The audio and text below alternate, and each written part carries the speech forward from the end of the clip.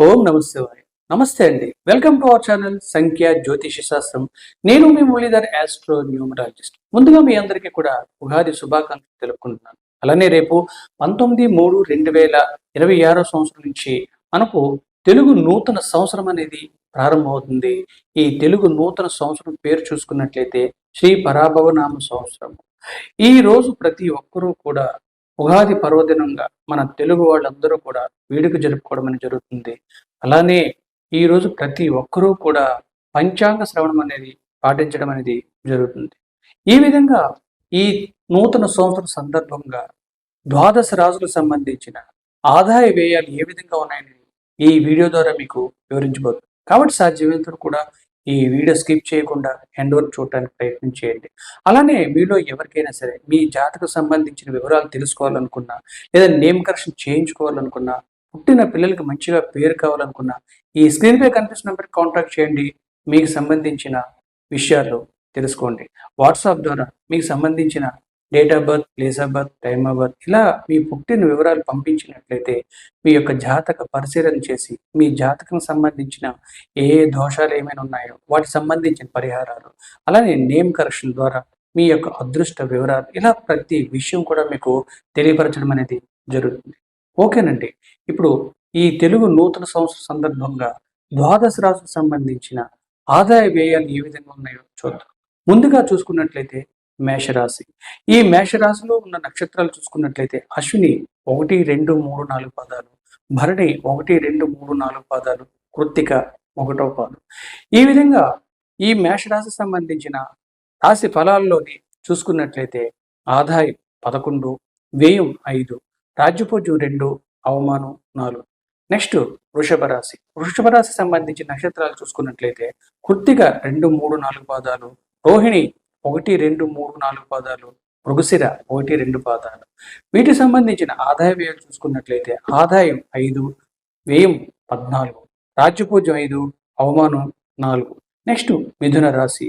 మిథున రాశి సంబంధించిన నక్షత్రాలు చూసుకున్నట్లయితే మృగశిర 3, 4 పాదాలు, ఆరుద్ర 1, 2, 3, 4 పాదాలు, పునర్వసు 1, 2, 3 పాదాలు. మిథున రాశి సంబంధించిన ఆదాయ వ్యయాలు చూసుకున్నట్లయితే ఆదాయం 8, వ్యయం 11, రాజ్యపూజ్యం 1, అవమానం 7. నెక్స్ట్ కర్కాటక రాశి. కర్కాటక రాశి సంబంధించిన నక్షత్రాలు చూసుకున్నట్లయితే పునర్వసు 4 పాదము, పుష్యమి 1, 2, 3, 4 పాదాలు, ఆశ్లేష 1, 2, 3, 4 పాదాలు. ఆదాయ వ్యయాలు చూసుకున్నట్లయితే ఆదాయం 2, వ్యయం 11, రాజ్యపూజ్యం 4, అవమానం 7. నెక్స్ట్ సింహరాశి. సింహరాశి సంబంధించిన నక్షత్రాలు మఖ 1, 2, 3, 4 పాదాలు, పుబ్బ 1, 2, 3, 4 పాదాలు, ఉత్తర 1వ పాదం. ఆదాయ వ్యయాలు చూసుకున్నట్లయితే ఆదాయం 5, వ్యయం 5, రాజ్యపూజ్యం 7, అవమానం 3. నెక్స్ట్ కన్యారాశి. కన్యారాశి సంబంధించిన నక్షత్రాలు ఉత్తర 2, 3, 4 పాదాలు, హస్త 1, 2, 3, 4 పాదాలు, చిత్త 1, 2 పాదాలు. ఆదాయ వ్యయాలు చూసుకున్నట్లయితే ఆదాయం 8, వ్యయం 11, రాజ్యపూజ్యం 3, అవమానం 3. నెక్స్ట్ తులారాశి. తులారాశి సంబంధించిన నక్షత్రాలు చిత్త 3, 4 పాదాలు, స్వాతి 1, 2, 3, 4 పాదాలు, విశాఖ 1, 2, 3 పాదాలు. తులారాశి సంబంధించిన ఆదాయ వ్యయాలు చూసుకున్నట్లయితే ఆదాయం 5, వ్యయం 14, రాజ్యపూజ్యం 6, అవమానం 3. నెక్స్ట్ వృశ్చిక రాశి. వృశ్చిక రాశి సంబంధించిన నక్షత్రాలు చూసుకున్నట్లయితే విశాఖ 4వ పాదము, అనురాధ 1, 2, 3, 4 పాదాలు, జ్యేష్ఠ 1, 2, 3, 4 పాదాలు.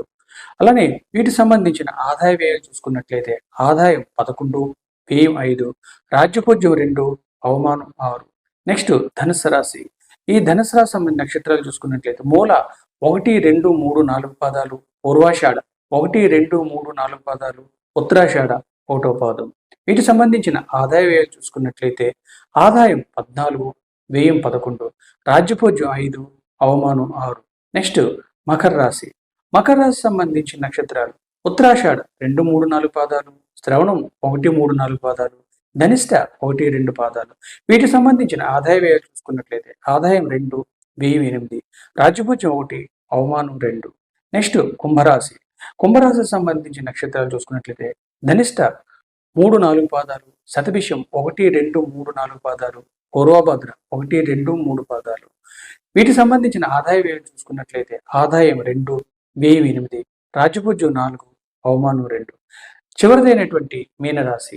వీరికి సంబంధించిన నక్షత్రాలు పూర్వభాద్ర 4వ పాదం, ఉత్తరాభాద్ర 1, 2, 3, 4 పాదాలు, రేవతి 1, 2, 3, 4 పాదాలు. మీనరాశి సంబంధించిన ఆదాయ వ్యయాలు చూసుకున్నట్లయితే ఆదాయం 14, వ్యయం 11, రాజ్యపూజ్యం 7, అవమానం 5. ఇదండి ద్వాదశ రాశులకు సంబంధించిన ఆదాయ వ్యయాలు.